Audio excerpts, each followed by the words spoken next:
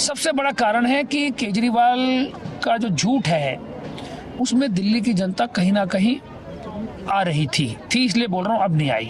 खुद का तो शीश महल बना लिया और गरीबों का मकान भी नहीं बनेगा। वो शीश महल के अंदर पर्दे 15-15 लाख के, टॉयलेट सिर्फ 5-5 लाख की लगेगी।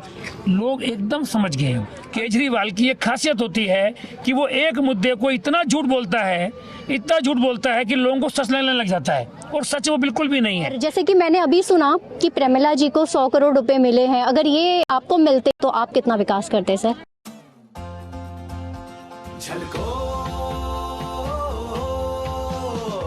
नमस्कार, मैं निधि झलको दिल्ली से। इस समय मैं मौजूद हूँ RK पुरम अम्बेडकर बस्ती में। देखिए हमारे साथ हैं सर अनिल शर्मा जी। सर हम अभी ग्राउंड जीरो पर थे, हमने लोगों से मिले, उनकी बातें सुनी। आप जैसे अभी मतलब विधायक यहाँ पे मौजूदा जो विधायक वो प्रेमिला जी हैं। जैसे कि मैंने अभी सुना कि प्रेमिला जी को 100 करोड़ रुपए मिले हैं, अगर ये आपको मिलते तो आप कितना विकास करते सर? मैडम पहले सबसे धन्यवाद आपका कि भाई आप जीरो ग्राउंड पर आते, बाई चांस आप यहाँ आए हैं, उसके लिए धन्यवाद करते हैं हम आपका। अगर मैं पहले पार्षद भी रहा हूँ, मैं विधायक भी रहा हूँ कुछ टाइम के लिए, तो बजट जब हमें मिलता है तो हमारा फर्ज बनता है कि लोगों की सुविधा दें। हमने यहाँ जो टॉयलेट आज से 10 साल पहले जो बना था वही टॉयलेट है। जो हमने यहाँ पर नालियाँ, खरंजा, सीवर डाल दिया 10 साल पहले जब मैं MLA या काउंसलर था, उसके बाद डला नहीं। अगर हमें बजट मिलता तो यहाँ पर एक इन गरीब बस्तियों के लिए, भाइयों बहनों के लिए एक कोई ना कोई जो शादी ब्याह करने में इनको दिक्कत आती है, कम्युनिटी सेंटर बना के देते। इनके यहाँ पर जो पानी की असुविधा है, पानी की नई लाइन डलवाते, सीवर ठीक कराते। इनके यहाँ पर जो गंदगी फैली हुई है, नालियों में सफाई नहीं होती है, जो पानी भरता है, जो निकासी नहीं है, उसको ठीक कराते। और जो सबसे एक जरूरी काम होता है, टॉयलेट को बढ़िया और नए, जो पुराने टॉयलेट बने हुए हैं और नए टॉयलेट भी बना के देते। ये सारा काम इस बस्ती के अंदर करते, क्योंकि इस बस्ती के अंदर 5000 से ज़्यादा लोग रहते हैं।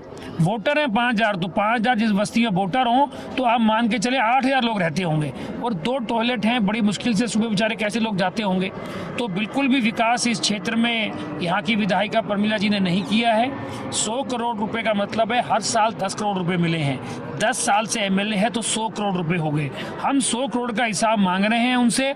और खाली इस क्षेत्र में ही नहीं, अम्बेडकर बस्ती में आप कहीं भी जाएंगे पूरे क्षेत्र में मैडम, किसी भी बस्ती में जाएंगे, आप कहीं भी सेक्टर में जाएंगे, हर जगह बुरा हाल है। 100 करोड़ के अगेंस्ट कहीं 1 लाख 2 लाख का 5 लाख का काम छोटा मोटा जरूर हुआ होगा, परंतु 10 साल में इतना तो होना ही था, इतना ही हुआ, इससे ज्यादा नहीं हुआ।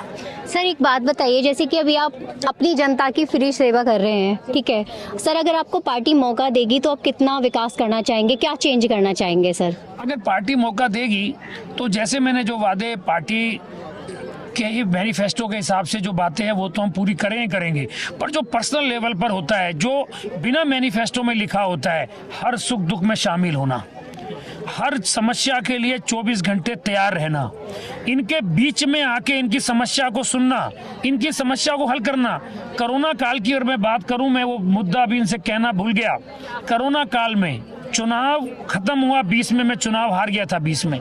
कोरोना उसके एकदम बाद आया, चुनाव रिजल्ट आया फरवरी में। अप्रैल में आपको ध्यान होगा लॉकडाउन लगा था, तो 2 महीने बाद RK पुरम के अंदर, ये सब माताएं बहनें भी जानती हैं, सारी मीडिया जानती है, और मेरा फेसबुक और ट्विटर भी जानता है कि इस कोरोना काल के अंदर हर बस्ती के अंदर अगर खाना बंटवाने का काम किसी ने किया, अगर बस्तियों के अंदर जो सुविधाएं कोरोना काल में दे सकते थे उसका करा, चाहे इंजेक्शन लगवाने के लिए इनकी सुविधाएं करने के लिए इनको भेजने का काम किया हो, ये सब काम भारतीय जनता पार्टी के बैनर तले हम जैसे कार्यकर्ताओं ने किया। तो कहने का मतलब ये है कि चुनाव हारने के बाद एकदम आया था कोरोना। हम सोचते हैं 5 साल बाद चुनाव आएगा।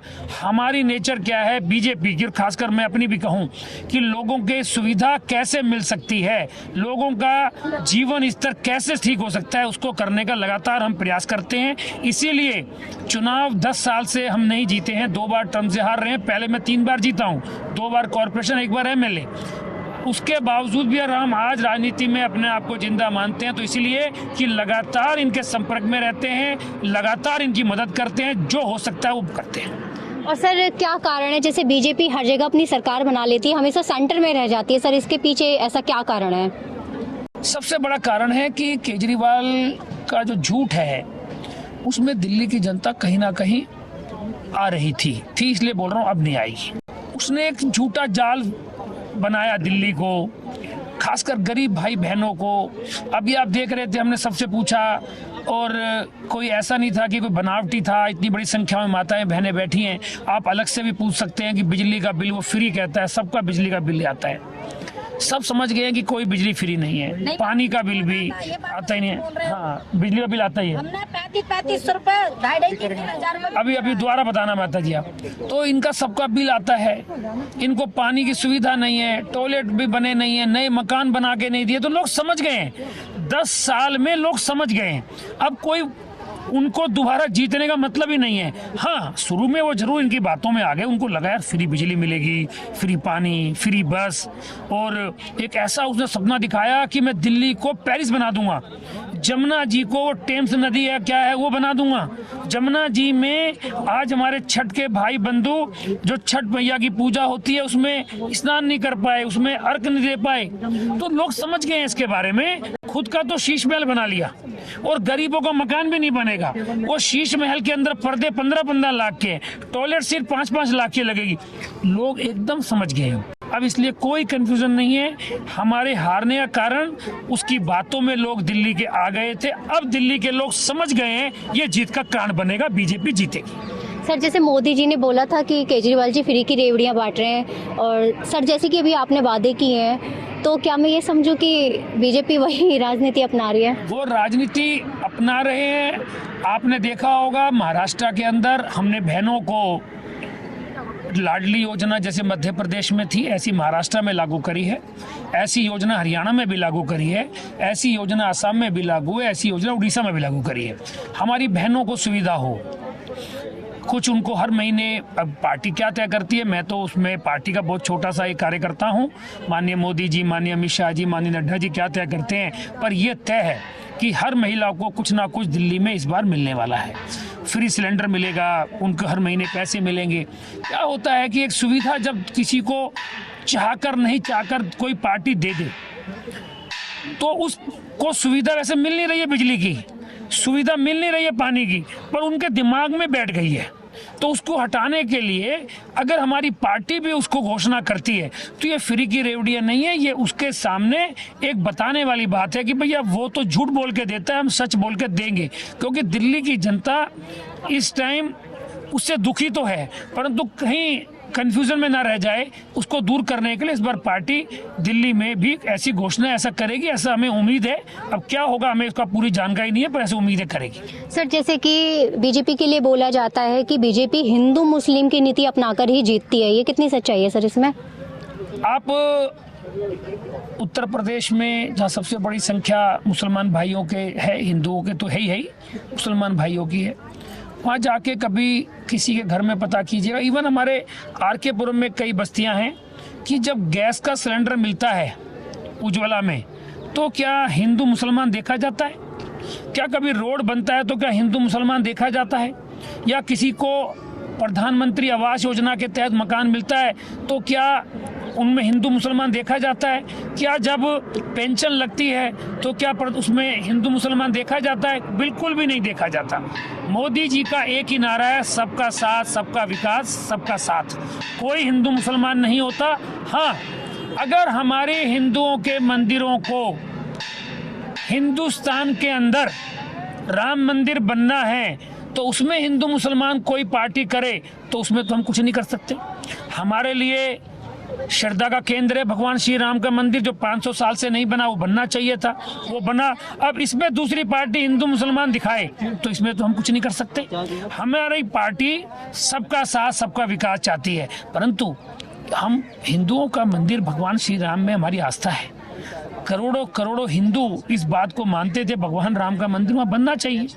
कोर्ट ने भी फैसला करा, तो उसमें हिंदुज़म वाली बात ना पार्टी ऐसी कोई करती है और ना किसी को कोई भी खिलाफ जाती है। हाँ, ये जरूर है कि भगवान राम का मंदिर वहाँ बनना ही चाहिए था, जो बना उस पर अगर कुछ पार्टियाँ आरोप लगाएं तो उसमें हम कुछ नहीं कर सकते। सर, एक क्वेश्चन और, जैसे कि अमित शाह के लिए बोला जाता है कि हमने कानूनी व्यवस्था उनके हाथ में दी थी, दिल्ली उनके हाथ में दी है, कानूनी व्यवस्था अस्त व्यस्त हो गई है, बहन बेटियाँ सुरक्षित नहीं है, उनके ही आने वाले थोड़े थोड़े से दायरे में, आपने एक स्पीच सुनी होगी सर जो केजरीवाल जी ने दी है कि 8 किलोमीटर में ही गुंडागर्दी हुई है, पर वो उनका अपनी जनता पे कोई भी ध्यान नहीं है, कानूनी व्यवस्था पूरी तरीके से ठप हो गई है। सर इस पे मैं इसमें कहना चाहता हूं कि कानून व्यवस्था बिल्कुल भी ठप नहीं है। कोई भी क्राइम छोटा हो बड़ा हो नहीं होना चाहिए, ये बात ठीक है, परंतु अभी आपने देखा होगा पूर्व उप मुख्यमंत्री पंजाब के सरेआम उन पर गोली चलाई गई, वो तो भगवान की कृपा से बच गए। तो वहाँ सरकार किसकी है? आम आदमी पार्टी की। पंजाब के अंदर एक घटना ही नहीं, ऐसी कितनी घटनाएं हो रही हैं, तो वहाँ सरकार किसकी है? आम आदमी पार्टी की। वहाँ पर कोई दखल नहीं है देश का, माननीय होम मिनिस्टर साहब का। दिल्ली के अंदर लॉ एंड ऑर्डर हमारे पास है, परंतु क्राइम लगातार घट रहा है। जो ऐसे बदमाशी करते हैं उनको गिरफ्तार किया जा रहा है, उनके खिलाफ सख्त कार्रवाई की जा रही है। जो भी ऐसी घटनाएं घट रही हैं, जो भी वो, हम उसको कोई ये नहीं कह रहे कि वो ठीक है, बिल्कुल गलत है, घटनाएं नहीं घटनी चाहिए, पर मैं ये भी विश्वास से कह सकता हूँ माननीय अमित शाह जी और हमारी दिल्ली पुलिस उन पे सख्त कार्रवाई कर रही है और जल्द से जल्द उन बदमाशों को पकड़ती भी है और पकड़ के उन पे जो कानूनी कार्रवाई बनती है वो करती भी है। और ये सिर्फ अब इन पे कोई मुद्दा नहीं बचा, क्योंकि मुद्दा तो ये है दिल्ली का कि पानी कहाँ है, सीवर कहाँ है, बिजली क्यों नहीं फ्री दी, यमुना जी क्यों नहीं साफ करी, अस्पताल क्यों नहीं बने, वृद्धाओं को पेंशन क्यों नहीं मिली। मुद्दा तो ये है कि भाई आयुष्मान योजना क्यों नहीं लागू होने दे रहे, अस्पताल क्यों नहीं, स्कूल क्यों नहीं, कॉलेज क्यों नहीं। मुद्दे तो ये है।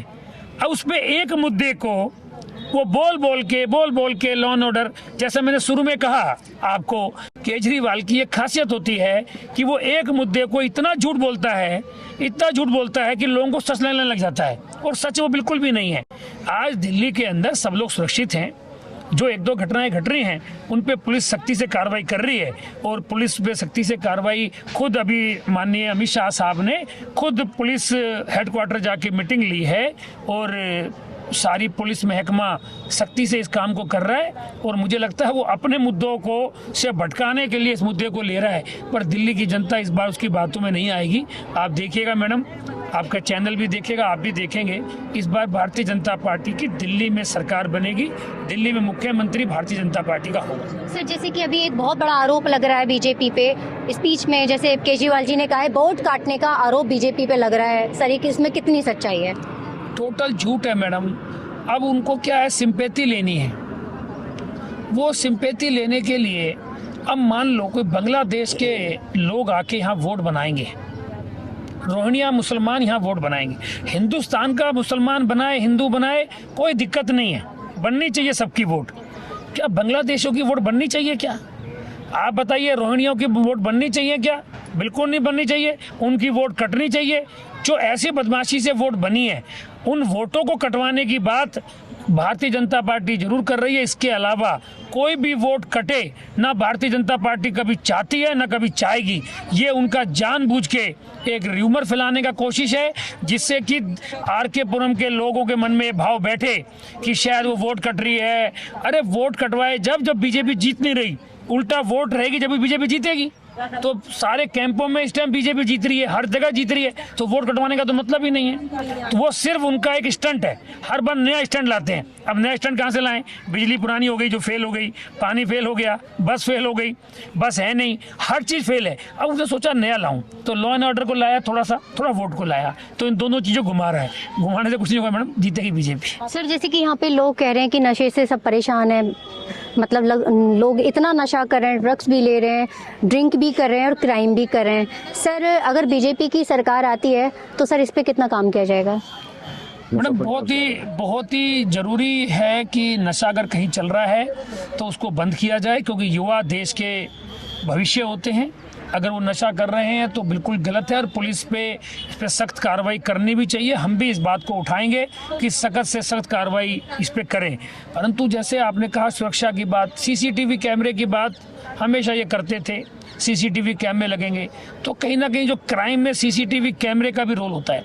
अगर सीसीटीवी कैमरे लगे होते तो बहुत चीज़ें सुविधाजनक से ठीक हो जाती। सीसीटीवी कैमरे भी इन्होंने नहीं लगाए, और जहाँ तक ड्रग्स की बात है, दारू की बात है, तो उस पर सरकार जीरो टॉलरेंस पर है। अगर बीजेपी की दिल्ली में सरकार बनती है तो इस पे और सख्त कार्रवाई करेंगे, क्योंकि ये काम किसी भी कीमत पे बर्दाश्त नहीं हो सकता, क्योंकि हमारे युवाओं को नहीं तो बहुत नुकसान होगा देश के भविष्य के लिए। अभी आपने देखा कि हमने माननीय अनिल शर्मा जी से बात करी और कितने मुद्दों पे हमने उनसे बात करी, उन्होंने भी अपनी जो भी वो चाहते हैं बदलाव उनके ऊपर बात करी। इन सब में आपकी क्या राय, हमें कमेंट बॉक्स में ज़रूर कमेंट करें। मैं निधि, झलको दिल्ली, कैमरामैन नीरज के साथ, धन्यवाद।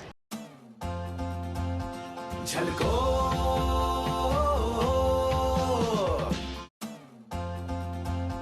झलको